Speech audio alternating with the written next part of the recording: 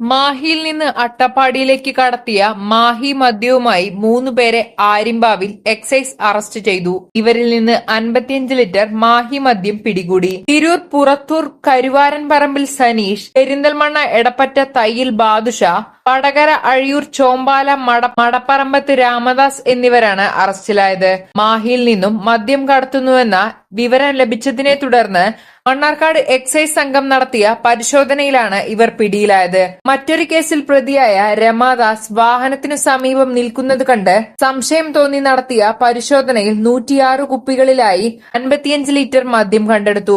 Excise range party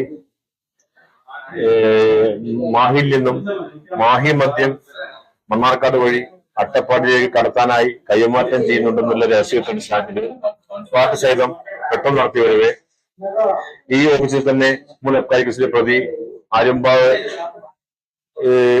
തൊട്ടപ്പുറത്ത് കേസിന്റെ കൃത്യസ്ഥലമായ സ്ഥലത്ത് നിൽക്കുന്നത് കണ്ട് സംശയം തോന്നി ടിയാനെ സമീപത്തുണ്ടായിരുന്ന വാഹനം പരിശോധിച്ചതിൽ വാഹനത്തിൽ ഡിക്കി ഒളിപ്പിച്ച് സൂക്ഷിച്ചിരുന്ന 55 ലിറ്റർ മാഹി മദ്യം കണ്ടെടുത്തു.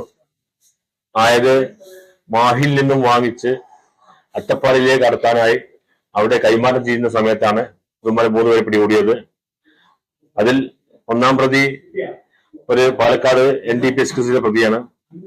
രണ്ടാം പ്രതിയായി അറസ്റ്റ് ചെയ്യപ്പെട്ട രാമദാസ് ഇതേ ഓഫീസിൽ തന്നെ അബ്കാരി കേസിലെ മറ്റൊരു NDPS കേസിലെ പ്രതിയാണ്. മൂന്നാമത്തെ ആള് മറ്റൊരു കേസിൽ പെട്ടതായി അന്വേഷണത്തിൽ വെളിവായിട്ടില്ല. പിയന്മാരെ കേസെടുത്ത് തുടർന്ന് മണ്ണാർക്കാട് മജിസ്ട്രേറ്റ് കോടതി മുമ്പാകെ ഹാജരാക്കുന്നതാണ്. സാധനത്തെ ഓട്ടത്തെ കുറിച്ചും എങ്ങോട്ടാണ് കടത്തുന്നത്, ആരാണ് ഇതിന്റെ പുറകിൽ എന്നുള്ളതും തുടരന്വേഷണത്തിൽ വെളിവാക്കപ്പെടുന്നതാണ്.